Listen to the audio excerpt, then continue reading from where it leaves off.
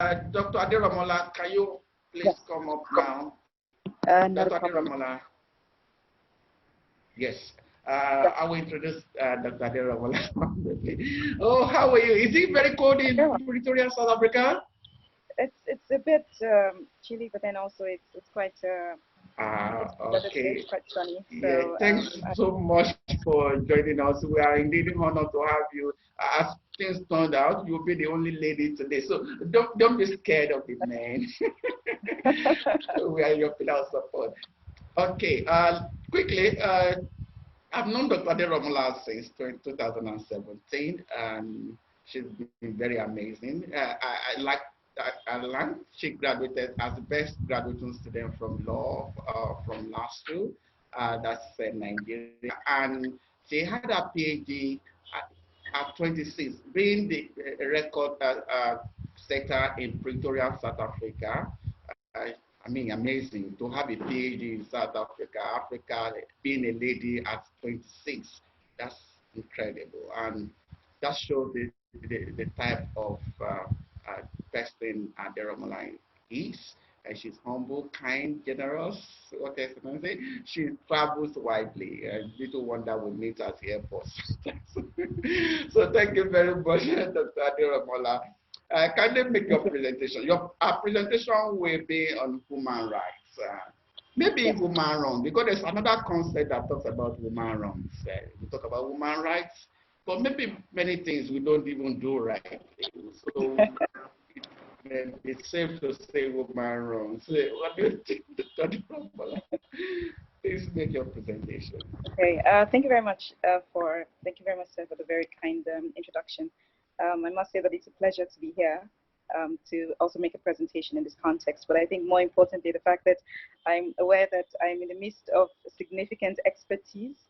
So it also is quite humbling, but more importantly, I think it's also very interesting for the purpose of the conversation to be able to talk about this particular issue at this point in time. With your kind permission, I'll just share my screen so that we could proceed on that front. Just a moment.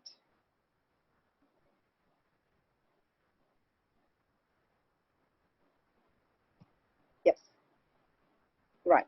So today I will be speaking about the COVID-19 situation and speaking about it in the context of human rights in Africa.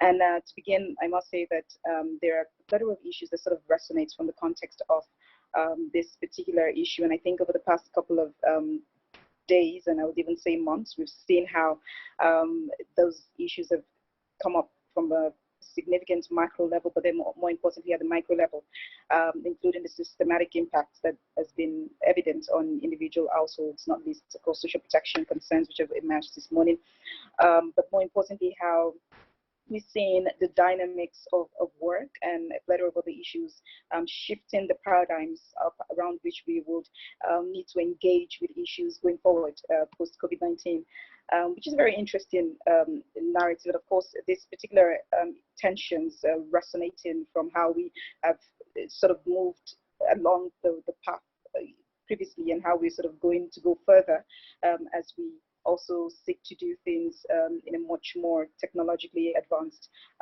way, but then also how this plays out in the context of various issues. And I would say that the COVID-19 situation, I think it's almost, one could even describe it as a melting pot in a sense, because it brings to the fore various dimensions of concerns that we've seen quite importantly. But today we'll be speaking about the interface really with human rights.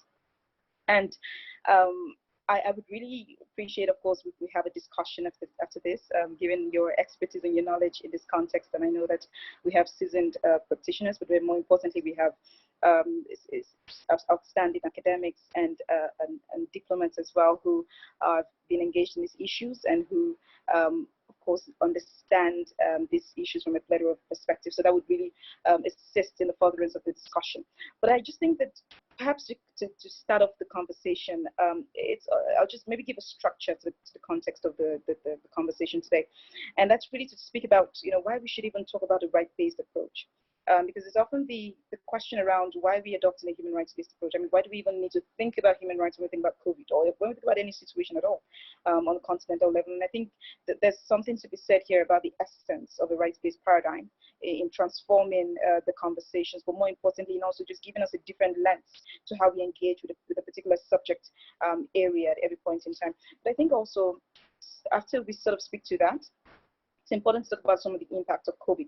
Now, I do understand, and I would not really burst on this particular point because I know that we've seen the impacts ourselves. But maybe just to drive the conversation on some of the key points that are pertinent to discuss. And given the fact that we're sort of placing the conversation within a regional context, it's important also to talk about the key regional human rights frameworks that are essential in the context of the conversation. And of course, speak to rights-based responses and why that is essential within the context of addressing the issue of COVID-19. It's going to be quite a brief presentation in terms of my actual slides, but then I would love to, of course, I think following this conversations that there are plans, and I suppose by Professor Wali as well, to get us to have a much more seasoned conversation around this. And this is something that, of course, will come out more clearly, and as such, we might be distributing a paper on this particular position. But just maybe to talk about the essence of a rights-based approach. So when we think about human rights, what are we talking about in its entirety? We're talking about norms. And norms here in very plain texts are often, I mean, this is like law, legal texts, or parameters and frameworks around which we can begin the conversation. And there's often the narrative that when we speak about law, it's maybe just hard law, and hard law being the treaties. So in the national context, we're talking about, here the Constitution, and we're talking about the legislations, the acts of parliament, and the rest. But then when we speak about law within the context of the human rights framework, it's a rich interplay of soft norms. So these are norms that are not necessarily those ratified by countries, and hard law. And when we say hard law, we're talking about those that are ratified by countries. So, but of course, soft norms, and then maybe just give a significant example. For instance, in recent times, we looked at how globally the conversation around migration has been addressed with the Global Compact.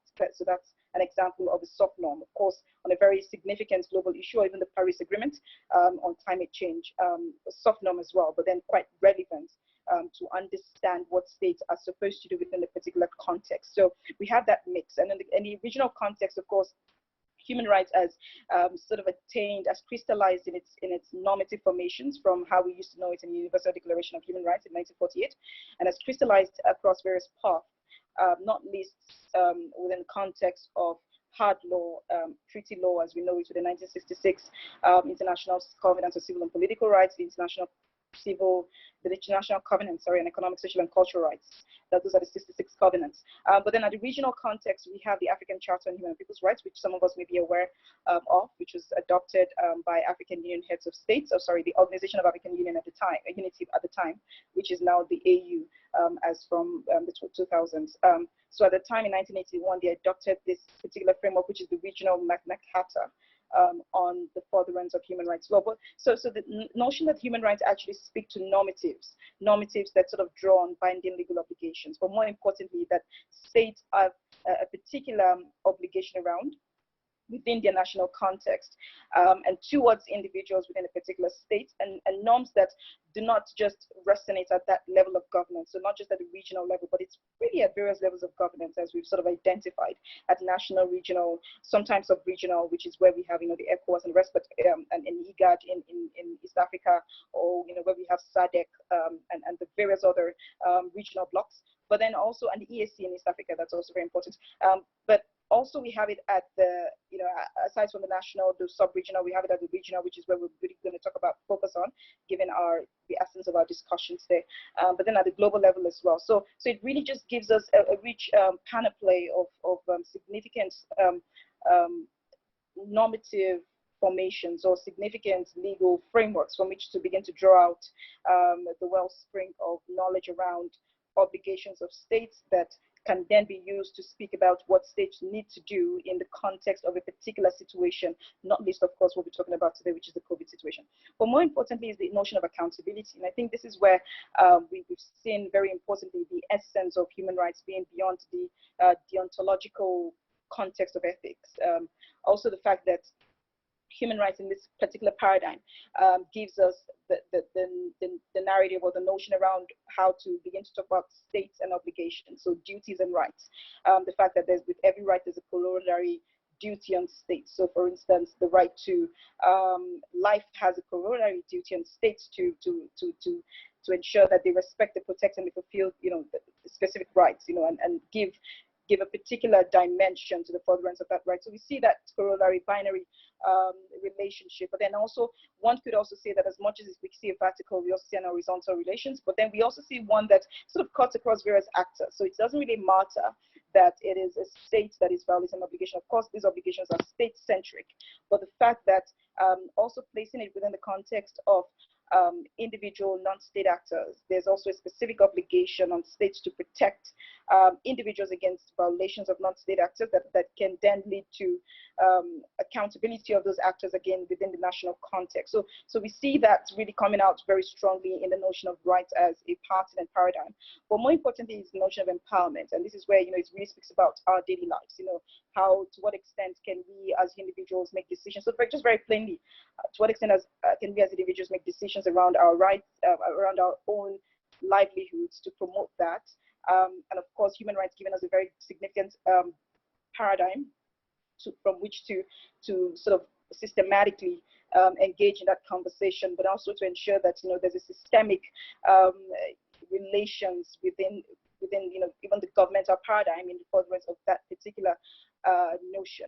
So we see that being really the essence of right-based approach. And of course, there are other pertinent ramifications of it as well. And I suppose that maybe the next presentation by a colleague from Save the Children, they might also highlight the essence of this within the context of children's rights, not least, of course, the notion of not discrimination, best interest of the child, and other very pertinent paradigms, which I would not want to talk about, so that they could of course speak to that more clearly, given the expertise that they bring to the table around this. But maybe just to move on in the context of the conversation. So what are some of the impacts when we think about COVID-19? And I know that in this context, we have various we've probably had various experiences, and I know that we've also seen that quite clearly in how it sort of functions in our day-to-day life. So I would not really go into it, but I would just want to highlight some of the hotspots of the tensions, the crucial areas that I think come up within the context of the paradigm. And the first one I really want to speak to is the issue of movement, and maybe also just centrally speaking around movement, as it were, more clearly.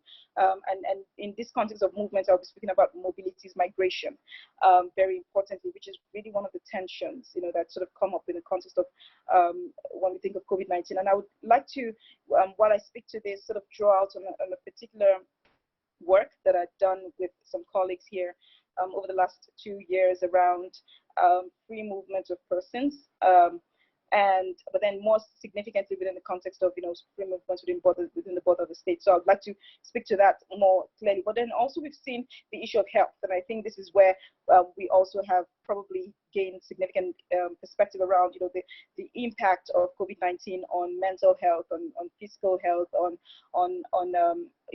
health in its parameters, either be it on various categories of persons, and how that sort of draws back to the state's ability to cope, and whether we even need to have a conversation around national protection, or we should maybe begin to speak to a much more broader conversation around international cooperation in the furtherance of health. And of course, we see that very clearly being one of the pertinent dimensions through which the obligation of a state to fulfill a particular right really comes up, because then it also speaks to the issue of cooperation with other states more significantly. But we see that, of course, COVID-19, one of the main challenges being the issue of public health. So, but I think there's also the conversation here around the impacts on education. And I say this because, of course, we've seen reports sort of coming up and emerging around some of the concerns in low and middle income countries around children being out of school and what that means, but then also in terms of children's health, under 5 mortality and the rest, and how COVID-19 is sort of exacerbating this concern. But I think stemming from this is the fact that, there was a study by UNESCO that sort of revealed, or rather data on this particular issue that revealed that about 1.5 billion students in around 188 countries were out of school, and this was around April 18, and of course, sorry, the 8th of April, and of course this makes sense given the global wave towards a lockdown. But then what that would mean, for instance, where in a particular situation where you have a state being able to probably being technologically advanced, and as such, children can still go to school, but then it's they sort of have a significant transition, which is very smooth sailing in a way from classroom settings to online platforms. And of course, in situations where you have that being already a dimension through which conversations are advanced, so technology being the dimension through which conversations are advanced within the national context, it's very easy to sort of move into that dimension.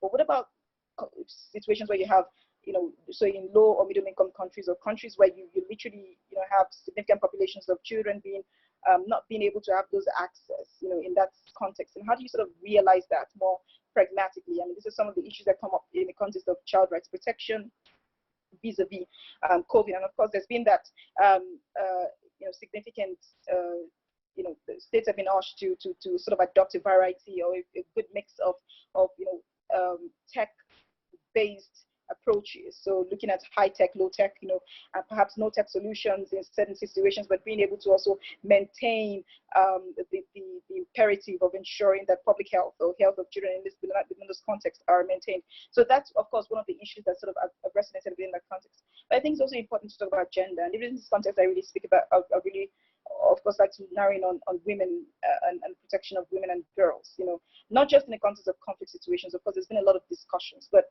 also within the context of the households and the paradigms around decision making and confinement. And now sometimes these situations may exacerbate such dimensions of abuse. And of course, this is not just a monolith conversation of women and girls, but then also the reverse being, of course, men within this context. But very significantly, I think something quite crucially that has sort of come up within the context of the conversations has really been how do we protect women and girls to ensure that they are within family settings where probably there might be tensions or there might be dynamics around decision making that may sort of infringe on their capacity to participate much more broadly within structures of decision making. How do we sort of ensure that that is addressed? And clearly, if we have provisions of the law that speak to that, and briefly, I'll just maybe highlight those. And of course, have a conversation from this. Dr. Try to round off now, please. Oh, sorry. Yes. Okay. Yes. So, I'll just speak. Okay. So, my very sincere apologies. So, just speak about the key regional human rights instruments. So, when we think about those frameworks, we speak about the African Charter, 1981, the African Children's Charter, 1990, but then also the Women's Protocol of 2003. And just to probably round up on time, in terms of responses, so I would maybe just speak to, and given the time frame that we have, I would just like to speak to. So we could maybe just check these articles in our spare time, and I really like us to really go through it. So the African Charter, Article 12, I would really speak to that because that's really on movements. And Article 14, these are very pertinent provisions. But then within the context of children's rights, we have Article 4, Article 11. So when you have time, please do feel free to go through it. And of course, within the context of women's rights, Article 3 and 4, speaking to the issues of gender-based violence and the need for states to address that. But maybe just to speak to the issue of movement very briefly. So we've seen that with this COVID-19 situation, one of the pertinent issues has been how to, the notion of free movement of persons. And this is really a right contained within the context of Article 12, one of the African Charter on Human and People's Rights. So it speaks to the fact that everyone within the border of the state has the rights to movement within the borders. And of course, within the context of national constitutions, we have this right being couched in languages around nationality and citizenship, but generally as a whole, once you're within the border of a state, and usually how states' immigration policies and laws would not normally couch it would be to say, or even constitutions, once you're within the border of the state lawfully. But the good thing about the African Charter is that it speaks to even movements that may not, that may be quite irregular. So of course, what probably within the notion of national conversations we might term as we might term as illegal sort of movement, but then not illegal because it's the language is really, you know, irregular movements. But maybe to speak to this, so in 2019, the African Commission on Human and People's Rights adopted a general comment, and general comments are used to expound on certain provisions of treaties. So this particular general comment expounding on Article 12.1 and what it means in terms of movements within the border of a state. But then we've seen this being, so one of the areas in which the general comments covers is the notion of disasters. And of course, we've seen countries using disaster law to restrict movements in the COVID-19 era. But then there's been a question as to what extent can a state limit movement or restrict movements. And what we've seen courts do, for instance, there was a South African case of ex parte Van Harden, where a state court had actually ruled that against an interstate travel based on the declaration of a state of emergency, national state of emergency. And then, of course, in another Kenyan case where the court has actually said, well, it's better safe than sorry, and as such, you know, restricting movements in that context. But then there's what we've seen is that even while states have sought to restrict movements, there's been the conversation around balance. So because you cannot just sort of restrict a movement arbitrarily, but then again, you might be able to restrict it based on the fact that it's required for public health. And this is provided under Article 27. I'd also like to urge us to read it in our spare time, of the African Charter, that speaks to the fact that the rights are to the extent that they to the extent of common interest, to the extent of public health, national security, and the rest. So that's like a language for limitation of rights. And what the Commission has actually said very importantly is that in situations where you are going to limit a right, it has to be that it is absolutely necessary and proportionate for the purpose that you're seeking to achieve. And of course, that means, you know, in natural fact, you cannot use a sledgehammer to crack a nut. So that kind of paradigm. But the general comment actually says, and this is where I'll maybe stop, and probably we could have a conversation after. The general comment actually emphasizes that such measures must be absolutely necessary to respond to the threat and must not be exercised indiscriminately. Of course, evidently, what this suggests is the need for restrictions to cohere with the legitimate objectives sought to be achieved. But this has to also be based on a very careful assessment of the situation. So more like a graduated approach as against a permanent approach that says, no, we're giving this blanket restriction of movement, and irrespective of whether you have the ability to fend for yourself, so or even do other or realize other rights. So it must be a particular kind of limitation that does not render rights illusory, as of course emphasized by the court as the African Commission in the case of media rights action versus Nigeria. But of course, it's a very interesting conversation to have, and I would really like us to sort of also maybe read through it a bit more. But I would like to stop here for now, given that my time is up. Thank you very much for thank you very much, Dr. Aderomola, for when you give a lawyer opportunity to say things. They begin to refer to many things, and time is of the essence. Thank you very much. We'll come back to you, Dr. Aderomola.